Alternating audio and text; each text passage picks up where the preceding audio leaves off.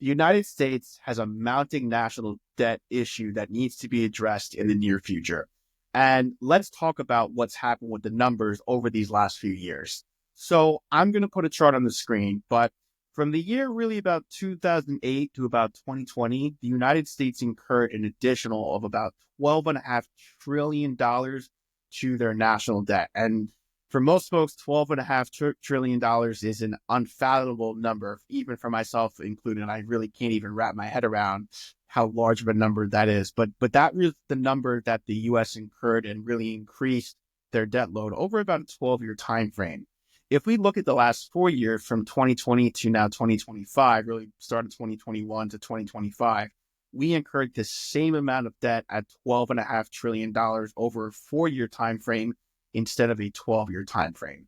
And the acceleration of this debt was mainly due to the COVID pandemic. The U.S. government implemented a ton of stimulus dollars back into the economy between stimulus checks, unemployment benefits that were given out, small business loan forgiveness, pausing of student loan interest rates. I mean, the list just goes on and on of the level of measures that the government utilized to really help the economy from not going into an economic collapse at any given point. And in that moment in time, I definitely think that that was the right call. I think that if these measures weren't implemented, we would have suffered significantly more than we already did outside of the shutdowns and all of the social problems that we encountered of not being able to see family and friends and sending kids to school and just going about our daily lives. I mean, I think the government did what they actually needed to do in that given moment. You can argue now of, well, did they put too much money in or too little money in? At this point, it's sort of, we can't do anything about what happened, right? We could only look forward. And that's what I want to talk about today, because I think as these policies come to light, because Congress is going to have to deal with it, there's going to be more media coverage on this. It's going to become more of a focal point in a lot of conversations that people are going to be having and say, how do we manage this massive, massive national debt load? And what does it mean for me as an individual investor with my own investments and my own financial life? So let's talk about some of the implications of what it means, because I think it is really important. I think this is something that a lot of folks are thinking about. It's something that we think about a lot, that Vision Retirement, and how it impacts the decisions we make for ourselves and our clients. So one of the first ways that this problem can really be addressed is Congress can continue to raise the national debt ceiling, which is the limit that they set basically every year of saying this is the level of debt that we want our government to be at any given point. And it comes to a decision between both sides, between Democrats and Republicans. And historically, it's one of the few key points in policymaking that both sides actually come to an agreement on pretty quickly. They're sort of strong-armed into this, meaning that they really don't have much of a choice. They sort of need to come to an agreement, because if they don't, it's going to stonewall a lot of decisions that the government can make and a lot of spending that the government can implement into the economy and into their own packages that they want to handle, whether it's defense, national security, benefits such as Medicare and Medicaid, Social Security, the list goes on. But it's one of the few areas that policymakers tend to agree on pretty quickly versus maybe something else that's maybe a little bit more controversial. So I think Congress will continue to do what they need to do in terms of raising the debt ceiling. But that, of course, that'll only continue to add to the mounting debt that needs to be addressed, right? One of the major ways that the government can raise more money is, of course, through raising tax dollars, right? We've heard a lot of conversations about Trump and his willingness to implement tariffs on foreign countries. I don't think tariffs will fully solve the issue. I mean, they definitely can generate additional revenue from other countries importing goods into our own, but I don't think it's the only way that we can raise additional dollars. I think it's pretty likely that the government will have to implement additional tax measures, tax rate hikes, maybe add additional tax rules altogether to generate revenue from American citizens, which of course changes the landscape on how we approach our tax planning ourselves when we file our tax returns, when we're thinking about what are my taxes going to look like in retirement. A lot of folks have always said to me that, hey, Ben, I'm making a good income now while I'm working, and I'm pretty confident my tax rates are going to be lower in retirement. And that's definitely sometimes true for some folks, because they might live in New Jersey or New York, where state tax rates are high, and then they go to a state like maybe Florida, Texas, Tennessee, where there's no state income tax rates, or they go to maybe another state that has favorable retiree benefits, or maybe they can do like a property tax freeze.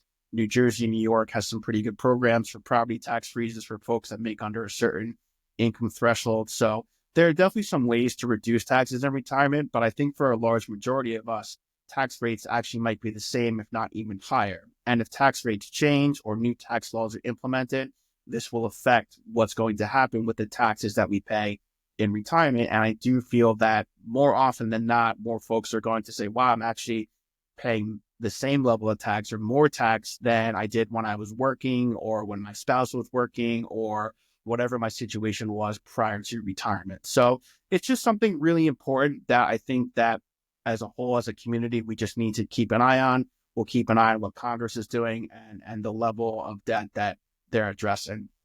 Part of the issue, and we've talked about this before as well, is that the U.S. Federal Reserve, they issue treasury bonds to investors all over the world, right? A lot of American citizens own them. A lot of parents know like the double E bonds for college savings for our kids. I know I grew up having double E bonds that were used to redeem from college education, and they're still a very popular tool that's being utilized today. And a lot of foreign countries also invest in U.S. Treasury bonds.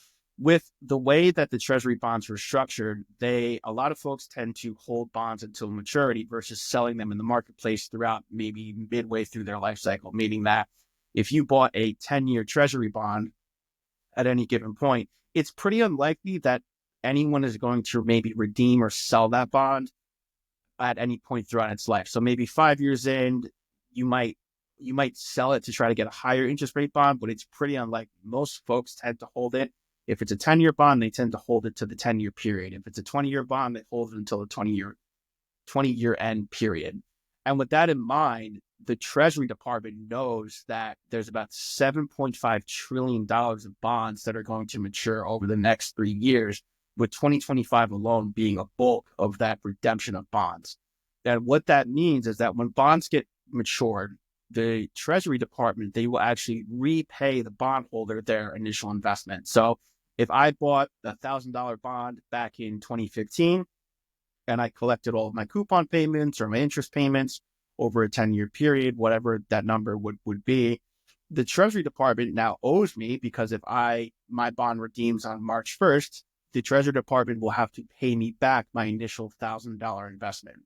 And this applies to hundreds of thousands of investors, if not millions of investors across the world, that the Treasury Department is going to have to pay out very large sums of money very quickly. And that's only going to escalate and put additional pressure on Congress to manage the national debt problem sooner rather than later. So with the national debt already growing at $12.5 trillion over the last 4 years, even if they don't spend any other money, we know without a shred of doubt, right, it's guaranteed that we're going to incur another $7.5 trillion at minimum just from the redemption of all of these treasury bonds. So it's a very, very large sum of money that has really escalated very, very quickly.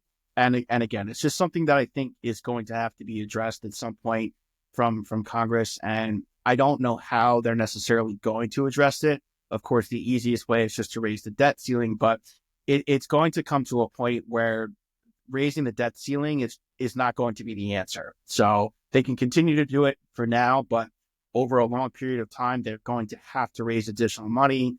They might have to reduce spending, meaning they might have to cut some programs out.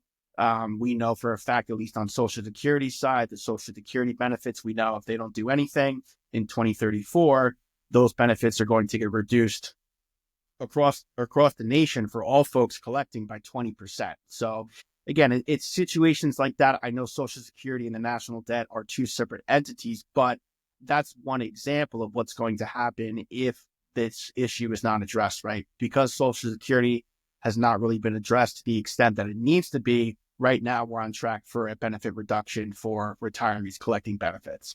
If the national debt situation is not addressed, there's going to be some sort of repercussion or ramification for folks that will ultimately affect our bottom line as individual citizens that pay our taxes every year. So whether that means paying higher tax rates, maybe losing some tax credits or tax deductions that we've all become used to.